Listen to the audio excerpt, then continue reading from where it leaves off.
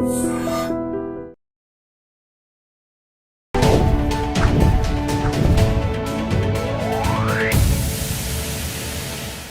Hello నమస్తే, welcome back to our channel. నేను మీ వైషు. బేసిక్గా మానసిక క్షోభని అనుభవిస్తూ కూడా కొంతమంది వాళ్ళ జీవితంలో ఇంకొంతమందిని ఉంచుకోవాలనుకుంటారు. వాళ్ళు ఎంత బాధ పెడుతున్నా సరే వాళ్ళు నా జీవితంలో ఉన్నారు కదా, సరిపోతుందిలే అని ఉంటారు. So does someone worth hour mental peace? ఈ విషయం గురించి మాట్లాడడానికి థెరపీ టాక్స్లో ఈరోజు నాతో పాటు డాక్టర్ హరీష్ తెన్నేటి గారు, మోటివేషనల్ స్పీకర్ కూడా. సార్తో మాట్లాడదాం. Hello sir. నమస్తే. బాగున్నారా? అంత ఫైన్ అండి. ఓకే. సో నిజంగానే does someone worth hour mental peace అంటే మనం అంత ఇబ్బంది పడుతూ కూడా ఉన్నారు కదా మన లైఫ్లో వాళ్ళు ఉంటే చాలు, మనం ఎంత బాధపడినా పర్లేదు అనుకునే అంత వర్త్ ఎవరైనా ఉంటారంటారా సార్? అస్సలు ఉండకూడదండి అట్లా. అంటే చాలా చాలా ఇంపార్టెంట్ దట్. అంటే రెండు ఆస్పెక్ట్స్లో చూడాలి. ఫస్ట్ వచ్చేసి మన మెంటల్ పీస్ ఎప్పుడూ మనదే. నంబర్ 1 పాయింట్ అది. ఎవరికైనా అప్పజెప్పి బతికే వాళ్ళు ఉంటారు కొంతమంది. నా మెంటల్ పీస్ వాడి మీద ఆధారపడింది, ఈ పని మీద ఆధారపడింది, జాబ్ మీద ఆధారపడింది, ఇట్లాగా రకరకాల ఫ్యాక్టర్స్ పెట్టుకుంటాం. తెలియకుండానే అది చిక్కుముడి వేసుకున్నట్టు వేసుకుంటాం. విప్పుకోలేం, బయటికి రాలేం ఆ చిక్కుముడిలోంచి. అలాగా మనకి నిజంగా కూడా ఈ ప్రపంచంలో you cannot buy peace of mind అంటారు. అసలు ఎట్టి పరిస్థితుల్లోనూ నా ప్రశాంతతని కోల్పోయే ఏది నా జీవితంలోకి రాకూడదు. ఇది నెంబర్ 1. ఆర్ ఏది వచ్చినా నేను ప్రశాంతత కోల్పోను. ఎగ్జాక్ట్లీ. ఈజియర్. సో ఇప్పుడు ఎవరి మీద మా ఆయన నన్ను చాలా టార్చర్ పెడుతున్నాడు, ఆర్ మా ఆవిడ ఊరికే అన్నిటికీ సతాయిస్తుంది, పిల్లలు ఇట్లా ఉన్నారు, ఆర్ బాస్ ఇట్లా ఉన్నాడు, ఏదున్నా నువ్వెలా ఉన్నావు ఈజ్ అల్టిమేట్ ఈజియెస్ట్ థింగ్. అందుకే ఈ ప్రపంచంలో ఎవరినైనా, ఇప్పుడు శ్రీకృష్ణ పరమాత్మ ఒక్కసారి అనుకుంటే యుద్ధం అంతా ఇట్లా అయిపోయేది. కానీ అర్జునుడికి నిన్ను నువ్వు గెలువు ఫస్ట్ అని నేర్పించాడు. So the most important aspect is నిన్ను నువ్వు ప్రొటెక్ట్ చేసుకోవడం ఇక్కడ so very very important. And ఈ స్పేస్లో ఎవరూ లేరు మనం తప్ప. మనము ఊహిస్తేనే వాడు గొప్ప, మనం ఊహించకపోతే వాడు మన ఎలాంటి ఇన్ఫ్లుయెన్స్ చేయలేడు. ఎవరు ఈ ప్రపంచంలో if we don't allow them here మనని ఎఫెక్ట్ చేయలేరు. ఫిజికల్గా 4 దెబ్బలు కొట్టచ్చేమో, లేకపోతే మనం పుష్ చేయొచ్చేమో, ఇంట్లో ఉండకుండా చేయొచ్చేమో, కానీ ఇక్కడ మాత్రం మనము అలౌ చేస్తేనే వస్తారు. అండ్ వచ్చిన వాళ్ళు మన తలలు నెత్తి మీదకి ఎక్కిన వాళ్ళు నెత్తి మీద నాట్యం చేస్తారు. So you should not let anything. ఒకటి పీస్ ఆఫ్ మైండ్ చాలా చాలా ఇంపార్టెంట్. అండ్ ఈ పీస్ ఆఫ్ మైండ్ వాళ్ళ మీద డిపెండ్ కంటే మన మీద డిపెండ్ అయి ఉంటుంది అన్నది మోస్ట్ ఇంపార్టెంట్ థింగ్. ఓకే, ఇది కంపల్సరీ గుర్తుపెట్టుకోవాలి. ఇది గనక అర్థం కాకపోతే, ఈ బ్యాక్గ్రౌండ్ అర్థం కాకపోతే మనం ఎంతసేపు ఆలోచించుకున్నా తప్పే అవుతుంది. ఎంతసేపు ఆలోచించుకున్నట్టు. సో ఎవరైనా వర్త్ ఆఫ్ మన పీస్ ఆఫ్ మైండ్ కాదు. ఎట్ ద సేమ్ టైం మన లైఫ్లో అలాంటి వాళ్ళు వస్తూ ఉంటారు. మన ఓన్ హస్బెండ్, వైఫ్, కిడ్స్, వీళ్ళు వర్త్ కాకుండా ఎలా ఉంటారు కదా? చాలా దగ్గరకు వచ్చేస్తారు. వాళ్ళకి ఎంత స్పేస్ ఇచ్చేస్తామంటే మన లోపల ఒక పార్ట్ అయిపోతారు. ఇది నేను ఎప్పుడు చెప్తుంటాను, your mind takes that shape అంటాం. నా పిల్లవాడి షేప్, నా కొడుకో, కూతురో, భార్యో, భర్తో, రిలేషన్షిప్స్లో ఎక్కడ ఉన్నా సరే, బాయ్ ఫ్రెండ్, గర్ల్ ఫ్రెండ్లో, నీ లోపల నుంచి ఒక మైండ్ యొక్క పార్ట్ వాళ్ళ బాడీలోకి వెళ్ళి కూర్చుంటుంది. You see yourself there, you create an expectation. ఆ ఎక్స్పెక్టేషన్ నాకు జరగాలి, ఐఎమ్ బౌండ్ టు దిస్ అనే దాంట్లో ఉంటాం. ఇక్కడ అంటే కొంచెం అర్థం కావడానికి చెప్తున్నా. నేను ఒక అమ్మాయిని ప్రేమించాను, ఆ అమ్మాయి నాతో ఇలా ఉంటే నాకు బాగుంటుంది అని ఒక ఎక్స్పెక్టేషన్ సెట్ చేసాం. ఈ ఎక్స్పెక్టేషన్ వాళ్ళు అలా ఉండాలి అనే దాంట్లో మనం ఒక లిమిట్ పెట్టుకుని వాళ్ళ బొమ్మలో గీసి కూర్చోబెట్టాం. ఎప్పుడైతే దాంట్లోంచి మిస్ అవుతారో మనం వీ ఫీల్ కోపం కానీ, ఫ్రస్ట్రేషన్ కానీ, టెన్షన్, ఇవన్నీ ఎందుకు అవుతాయంటే నేను గీసుకున్న పిక్చర్లో ఆ పిక్చర్కి తగ్గట్టుగా ఆ మనిషి లేదు కాబట్టి మనకు ఫ్రస్ట్రేషన్. సో పాయింట్ ఇస్, మనం ఎప్పుడైతే రిలేషన్షిప్లోకి వెళుతూ ఉంటామో ఆ త్రూ అవుట్ మనం ఎప్పటికప్పుడు ఇది పర్మనెంట్ ఉండదు, ఇది పర్మనెంట్ ఉండదు, ఇది కాదు, వాళ్ళు నాకు తగ్గట్టుగా బిహేవ్ చేయాల్సిన అవసరం లేదు ఓకే. అనేది తెలుసుకోవాలి. ఒక స్టేజ్ వచ్చాక పేరెంట్స్ అయిపోతారు అలా, పిల్లలు నా మాట వినట్లేదు అనే యాంగర్లోకి వెళ్ళిపోతారు. లేకపోతే నేను ఎంత కష్టపడి చదివించానురా నిన్ను, ఇలాంటి పని చేస్తావా అని. ఇప్పుడు ఈ కులాంతర వివాహాలు జరిగినప్పుడు అదే, నేను ఎంత కష్టపడి పెంచాము, ఇలాంటి పని చేసావా, నా పరువు తీసావా అన్నది కూడా అక్కడి నుంచి వస్తుంది. That I created some image, నువ్వు అందులోనే అలాగే ఫిక్స్ అయి ఉండాలి. ఆ ఫిక్స్ అయ్యింది నువ్వు డిస్టర్బ్ అయితే నేను నా మనశ్శాంతి కోల్పోతాను అనే దానిలో కలిపి. ఇస్ ఇట్ దట్ ఈజీ అంటే మన మైండ్లో ఆల్రెడీ వాళ్ళకి ఒక ప్లేస్ ఇచ్చి కొన్ని ఇయర్స్గా ట్రావెల్ చేస్తున్నప్పుడు వాళ్ళ ఏదైనా సరే మన ఎఫెక్ట్ చేస్తుంది, వాళ్ళ చిన్న యాక్షన్స్ కూడా ఎఫెక్ట్ చేస్తాయి. సో లేదు వాళ్ళు మన మెంటల్ పీస్ని డిస్టర్బ్ చేయకూడదు అని చెప్పుకోవడం అంత ఈజీ కాదు. అబ్సల్యూట్లీ ఈజీగా ఈ ప్రపంచంలో ఏది ఈజీ కాదు. ఎనీథింగ్ వర్త్ ఇట్ ఈజీ కాదు. ఓకే, బట్ కొన్ని సందర్భాల్లో వీ షుడ్ అండర్స్టాండ్ ఇది నేను తయారు చేసుకున్న సమస్యే అండ్ అందులోంచి బయటపడడం కూడా నాకు వచ్చి ఉండాలి అనేది పాయింట్ అక్కడ. నిజంగా సొంత వాళ్ళు ఎవరైనా అట్లా ఇబ్బంది పెట్టి బాధ పెట్టి మనని వదిలి వెళ్ళిపోతే చాలా బాధ వేస్తుంది, నో డౌట్. ఏమి నేను మైక్ ముందుంది కదా అని చెప్పట్లేదు, బాధ ఉంటుంది. But as early as possible దాని నుంచి బయటకు రావాలి. బికాస్ నీకు ఇది కాకపోతే ఇంకొక దానికి అంటుకుంటుంది మైండ్. నీ మైండ్ ఎంత అన్నీ ఉన్నాయండి కానీ ఆ ఒక్క కోర్టు కేసు అయిపోతే అని మొదలెడతారు. You will not believe how strong mind can behave. నీ పీస్ ఆఫ్ మైండ్ని పాడు చేయడానికి ఒక్క చిన్న ల్యాండ్, ఎవరో టీవీల్లో మాట్లాడే వాళ్ళతో కూర్చుని ఆవేశంగా డిస్కషన్లు పెట్టేవాళ్ళు, పాలిటిక్స్ గురించి మాట్లాడుకుని ఇంట్లో ఇక్కడెక్కడ కొట్లాడుకునేవాళ్ళు, ఎక్కడో లేని దేవుడి కోసం ఇక్కడ గొడవలు పడి తలలు నరుక్కునే వాళ్ళని చూసాం మనం. Just because you created an image and ఆ ఇమేజ్ నీతో ఆడుతుంది ఆట. ఇది సొంత వాళ్ళతో జరిగినప్పుడు బాధ ఎక్కువ ఉంటుంది, బయట వాళ్ళతో జరిగినప్పుడు ఎఫెక్ట్ లేదనిపిస్తుంది, కానీ అవి కూడా మన లోపల షేప్ తీసుకుంటూ ఉంటాయి. ఓకే, సో మైండ్ని మనం ఫస్ట్ నుంచి అలా ట్రైన్ చేసుకోవాలి. దట్ ఎనీథింగ్ హ్యాపెన్స్, నేను ముందు ప్రశాంతంగా ఉంటే నేను ప్రాపర్గా ఆలోచించగలుగుతాను.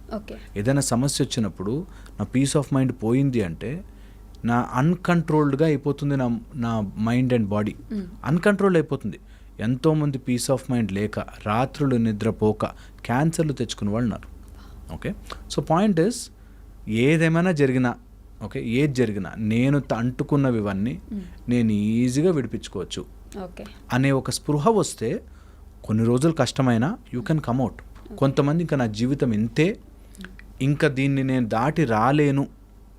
మా దగ్గరికి ఎంతమంది వస్తారో, అబ్బాయి ఏదో యాక్సిడెంట్లో చనిపోయాడనో, లేకపోతే గర్ల్ ఫ్రెండ్ వదిలేసిందనో, అండ్ మనకి ఈ మధ్య సినిమాల్లో వాటిలో కూడా ఒకసారి ఏదైనా అట్లా వదిలేదంటే వాడు తాగేసి రోడ్డు మీద పడిపోవాలి, డ్రగ్స్ తీసుకుని రోడ్డు మీద పడిపోవాలి అన్నట్టుగా చూపిస్తున్నారు.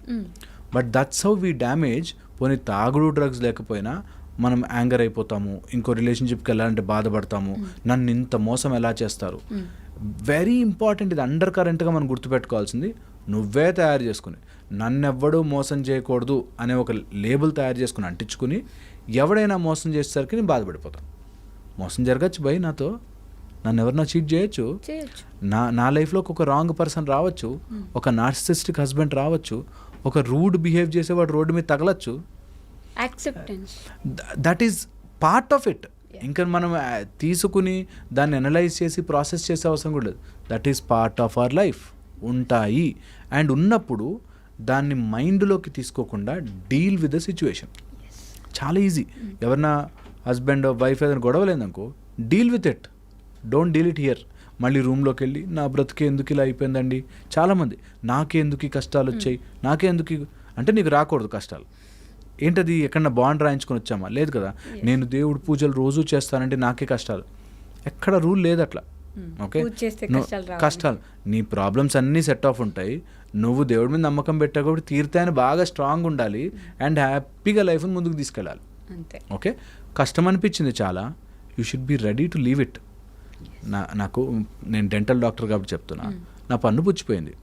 ఓకే, ఎంత పన్ను అయినా ఇన్ని రోజులు ఎన్ని స్వీట్లు దాంతో తిన్నా, ఆ రోజు బాగా పాడైపోయింది, హోప్లెస్ టూత్ అంటే తీసేయాలి. Absolutely as simple as that. So నీకు ఏదైనా బాగా ప్రాబ్లం అయింది, ఇంట్లో ఏదైనా అన్బేరబుల్ సిచ్యువేషన్ ఉంది, తీసేయాలి. ఈ అటాచ్మెంట్ ఏదో రోజు పోతుంది. ఎస్. ఏదో ఒక రోజు తెంపుకుని వెళ్ళాల్సిందే. ఎగ్జాక్ట్లీ. అది కొంచెం ముందడింది అంతే. ఇది నిజంగా వినేవాళ్ళు నువ్వు చేసావా బాబు, నాకు చాలామంది అట్లా కమెంట్లు పెట్టేవాళ్ళు ఉంటారు కదా, నువ్వు చెప్తావు ఈజీగా, వదిలితే తెలుస్తుందా బాధ అని. నిజంగా చాలా బాధ ఉంటుంది, అగ్రీడ్. బట్ బాధలోంచి బయటపడ్డప్పుడే గెలుస్తాం. ఓకే, కష్టం ఉంటుంది అబ్సల్యూట్లీ. ఇది చాలా చాలా ఇంపార్టెంట్, అందరు గుర్తుపెట్టుకోవాలి. ఒకవేళ ఇది చెయ్యాలి అంటే నేను మెథడ్ చెప్తాను, సో దట్ జస్ట్ ర్యాండమ్గా చేయండి అని కాకుండా మెథడ్ చెప్తాను. ఎవరైనా మన ప్రశాంతతని తింటున్నారు అంటే నెంబర్ 1, వాళ్ళకి సంబంధించిన ఆలోచనలు తగ్గించాలి. ఓకే, టూ మెనీ ఆలోచనలు మెమరీస్ లాగా పెట్టుకోవద్దు. ఓకే, 1. సెకండ్ వచ్చేసి replace the thoughts with something purposeful and powerful. Powerful అంటే సంథింగ్ బిగర్. నాకు ఈ సమస్య లైఫ్లోకి వచ్చింది అంటే రోజు నేను అదే రోడ్డు మీద వెళ్తున్నాను, అదే రోడ్డు మీద జారి పడుతున్నాను, ఆ రోడ్డుని రిపేర్ చేయాల్సిన బాధ్యత నాకు వచ్చింది. Got it. సో అట్లాగా నీకొచ్చే సమస్య, లైఫ్లో ఎలాంటి ప్రాబ్లం పదే పదే నీ ముందుకు వస్తుందంటే లర్న్ అండ్ పర్పస్ డెవలప్ చేసుకోవాలి దాంట్లోంచి. ఓకే, చాలా చాలా ఎంతోమంది ఉన్నారు అట్లా. మనకి బ్రిటిష్ వాళ్ళు వచ్చి మన ఇక్కడ పరిపాలిస్తున్నప్పుడు they have developed a purpose, వాళ్ళని బయటకు పంపించాలి అని కదా. అలాగా వెరీ వెరీ ఇంపార్టెంట్. నీ లైఫ్లోకి ఒక సమస్య వస్తే దాన్ని వెళ్ళగొట్టాలి, అది అవర్ టాస్క్. ఓకే, సో వాటికి సంబంధించిన అన్నెసెసరీ థాట్స్ తగ్గించి పర్పస్ డెవలప్ చేసుకోవాలి, చాలా ఇంపార్టెంట్. థర్డ్ వచ్చేసి ఈ మొత్తం ప్రాసెస్లో ఎక్కడో మనకి తెలియకుండా ఎమోషన్ అటాచ్ చేస్తాం. అంటే ఒక భార్య ఇలాగే ఉండాలి కదా, ఒక భర్త అంటే ఇలా ఉండాలి కదా, నేను ఇన్ని చేశాను కదా, ఈ టైప్లో చాలా స్టోరీలు మైండ్ చెప్తుంటుంది. ఎంత నిన్ను నమ్మి డబ్బులు ఇచ్చాను రా అంటాడు. ఓకే, నిన్ను నమ్మి నీకోసం నువ్వు ఏదైనా సరే నీ కాళ్ళు పట్టుకున్నా ఉంటాను అంటాం. సో ఫస్ట్ అలాంటి దాని నుంచి ఎమోషన్ బయటికి రావాలి. ఎమోషనల్ బయటికి రావాలి అంటే emotion is wherever your thoughts are flowing. Energy అక్కడ ఫ్లో అయితే అది ఎమోషన్గా మారుతుంది. సో ఫస్ట్ బయటకు వచ్చి అంత సీన్ లేదు, ఓకే, అంత నా ఎమోషన్స్ అన్నీ ఒకళ్ళకి ధారపోయాల్సిన అవసరము కానీ సీన్ కానీ లేదు. Okay, who ever deserves what అది వాళ్ళకి అలా ఇవ్వాలి. ఓకే, నేను ఎంత కాదనుకున్నా కనకపు సింహాసనం మీద సునకమును కూర్చుండబెట్టకూడదు. It's simple. నాది కనకపు సింహాసనము అండ్ దానిలో నేను సునకాన్ని కూర్చోబెడితే అది భౌభౌ అనే అంటది, వేదం చెప్పదు. ఎగ్జాంపుల్ చెప్తున్నా. ఓకే, సో అట్లాగా ever deserves what give that, చాలా చాలా ఇంపార్టెంట్. ఓకే, ఎమోషనల్గా ఆ కనెక్షన్ని తెంపండి.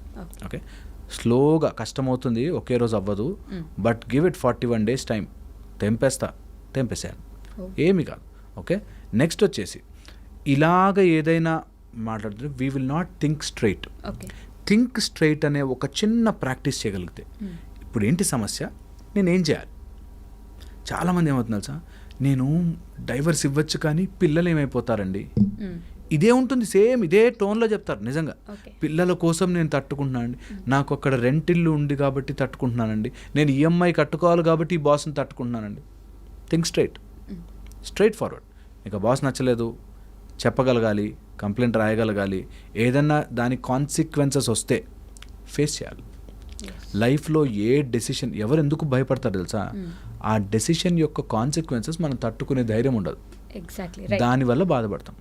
ఒక డెసిషన్ తీసుకుంటే గట్టిగా వాటి ఏదొచ్చినా ఐ విల్ ఫేస్ ఇట్ కదా. మనము ఎప్పుడైనా సరే ఒక డెసిషన్ తీసుకున్నప్పుడు వాటి యొక్క కాన్సిక్వెన్స్ వస్తాయి.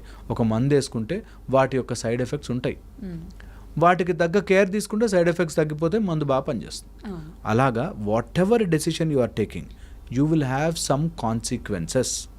వాటికి రెడీ లేనివాడు పిరికివాడిలాగా బ్లేమ్ చేసుకుంటూ బతుకుతాడు. నేను డెసిషన్ తీసుకుంటా, దాంట్లో సొసైటీ ఏమనుకుంటుందో అని ఉన్నవాళ్ళు చాలామంది తెలుసు. రోజు ఆయన వచ్చి తాగేసి వచ్చి కొడతాడు, కానీ సొసైటీ ఏమనుకుంటుందండి నాలాంటి వాడిని. Second marriage, so second marriage వాడు he was narcissistic to core, కొడుతూనే ఉంటాడు రోజు. ఇంటికి వచ్చి నువ్వు అలాంటి దానివే ఇలాంటి దానివే, అవి ఇవి మాటలు బూతులు, అండ్ ఇంకా తల్లిదండ్రులను తిట్టి తండ్రితో లింక్ పెట్టి. ఎందుకుంటున్నాడు, సెకండ్ మ్యారేజ్ కదండి. ఇంక ఇప్పుడు బయటకు వచ్చానంటే సొసైటీ నన్నాడు. ఏ సొసైటీ, ఎవరి కోసం, ఏంటి? That thinking straight is important, very very important.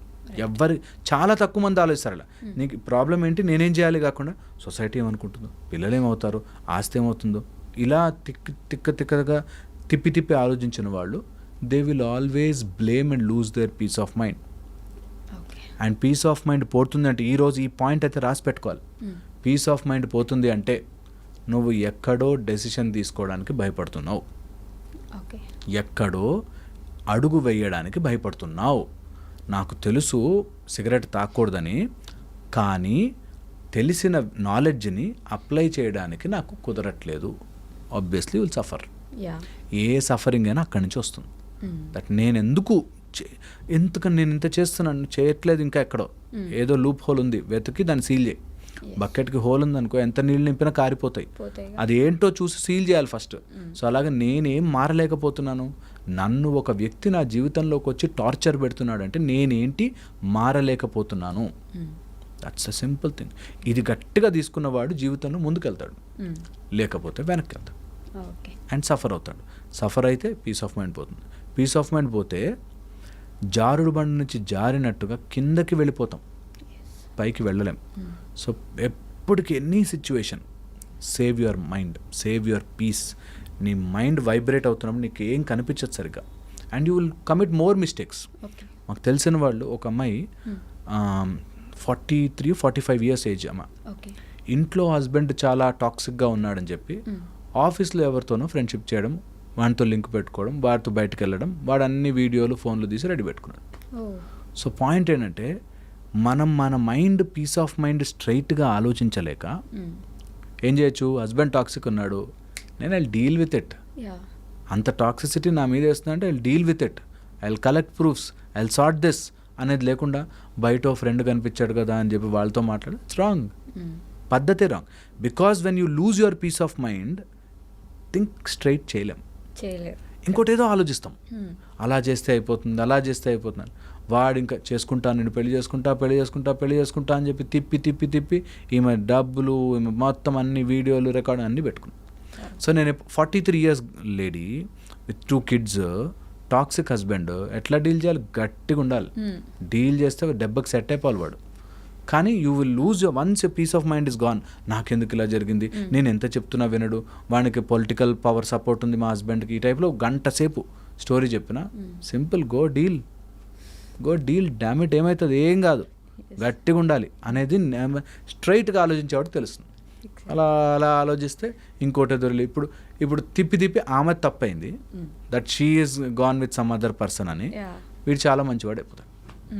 So నష్టము ఎప్పుడు కూడా వంకర ఆలోచించిన వాడికి ఉంటుంది. థింక్ స్ట్రైట్, చాలా ఈజీ అండ్ సింపుల్. ఇది కనుక తెలుసుకుంటే పీస్ ఆఫ్ మైండ్ కాపాడుకోవచ్చు. ఓకే.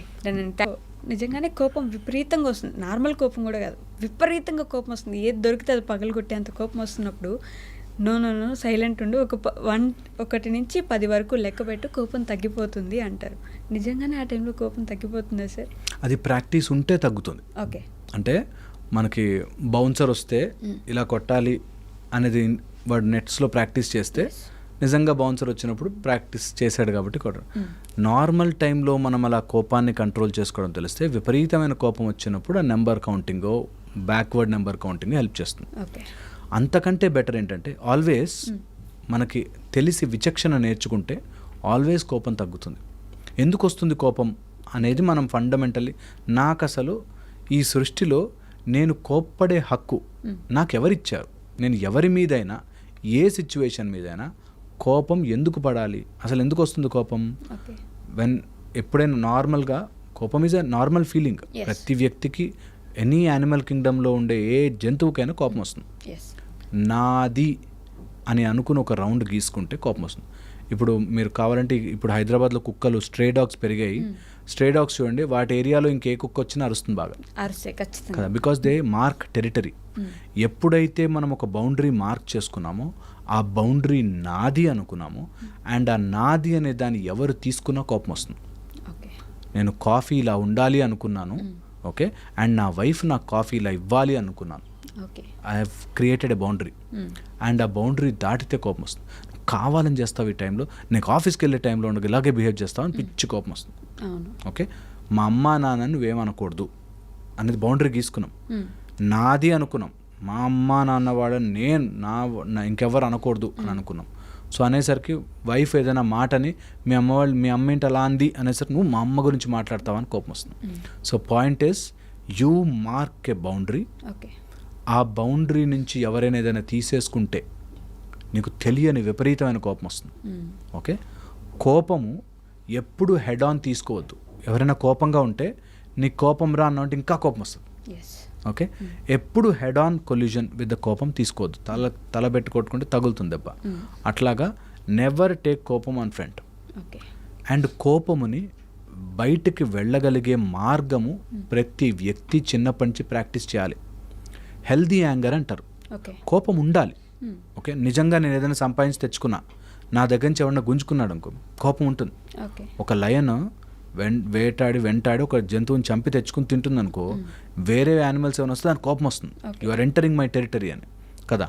అలాగా మనది అని అనుకున్నది న్యాచురల్గా దాన్ని పోగొట్టుకుంటుంటే కోపం రావాలి.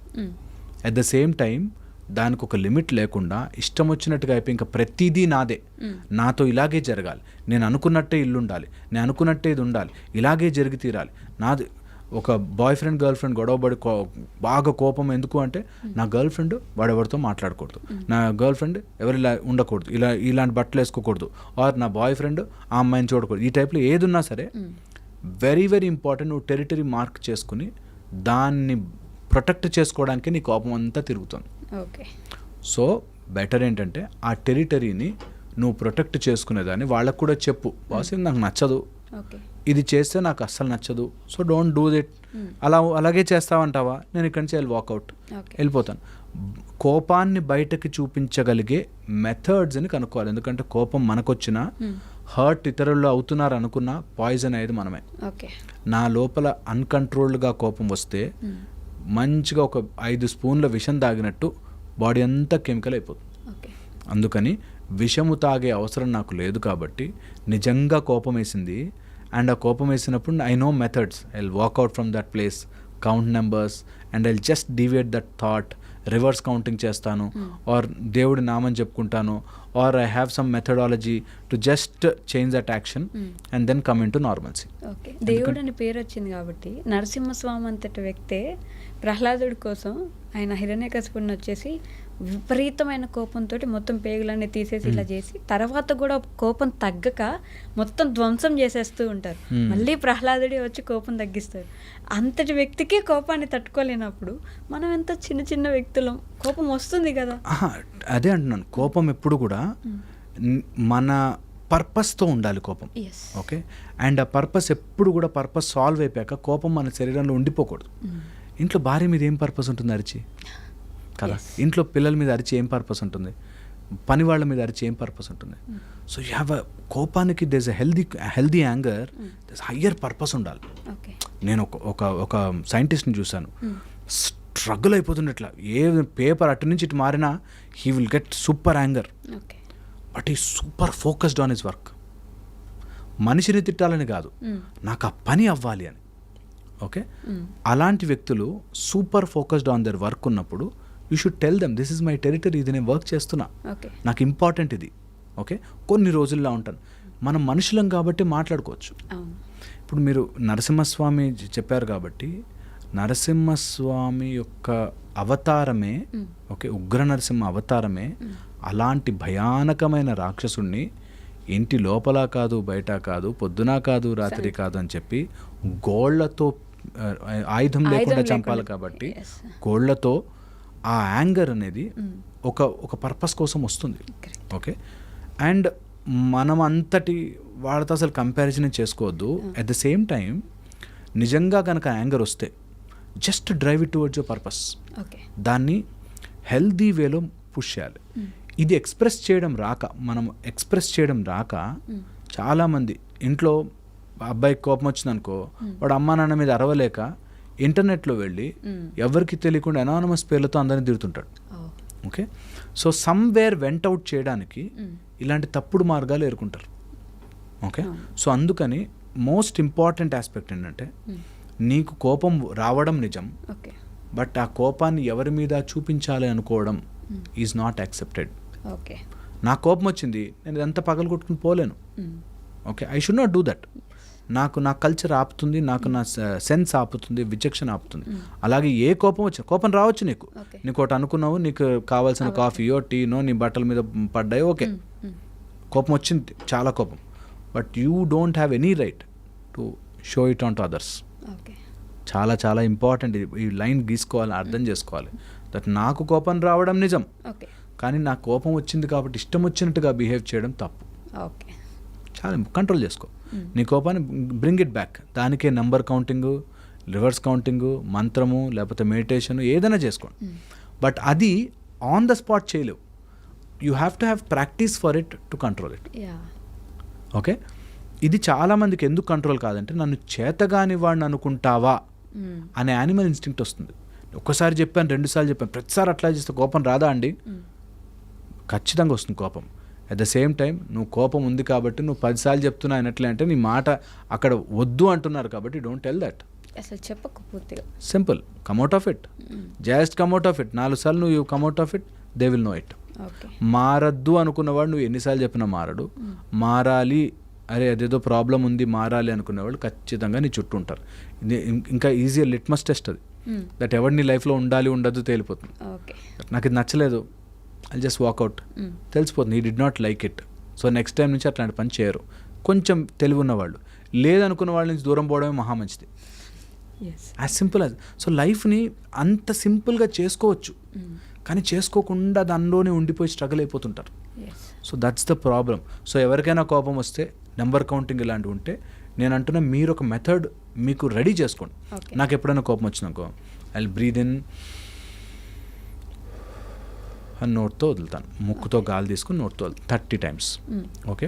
And I change my thought towards something, వాళ్ళ మీద పాజిటివిటీ, వాళ్ళ మీద ఏదైనా మంచి దాని వైపుకి ఆలోచిస్తాను. ఎప్పుడు ఇట్లా కోపం చేయడుగా, సర్లే వాడికి అది నచ్చలేదేమో, వాడికి అలా చేయలేడేమో, అది ఈజీ మెథడ్. సో ఇది ప్రాక్టీస్ చేసుకోవాలి, దట్ విల్ బీ బ్యూటిఫుల్ అయిపోయింది. Okay sir, thank you. Sir, one life lesson what medicine has taught you. Whatever you can do without expecting. But I really believe మన positive attitude ఉంటేనే మనం ఏదైనా సాధించగలం. గట్ని మనం correct గా deal చేసినట్లయితే అది మనకి పాజిటివ్ హార్మోన్స్ ని రిలీజ్ చేస్తుంది. షుగర్ వచ్చిన వాళ్ళ పరిస్థితి ఏంటి? పొట్ట దగ్గర పెరిగితే దాన్ని ఆండ్రాయిడ్ అంటారు, ఆండ్రాయిడ్ ఫోన్ కదా. అసలు థాట్స్ ఎందుకు వస్తాయి? బ్రెయిన్ డెడ్ అంటే దానికి ప్రపంచం అంతా కూడా కొన్ని నిర్దిష్టమైనటువంటి లక్షణాలు. మానసికంగా ధైర్యంగా ఉంటే క్యాన్సర్ జయించవచ్చు. You are a doctor for a cause sir, అంతే. వాళ్ళకి వచ్చిన ఆదాయం కాకుండా ఫ్రీ సర్వీస్ ఎంతమందికో చేస్తుంది.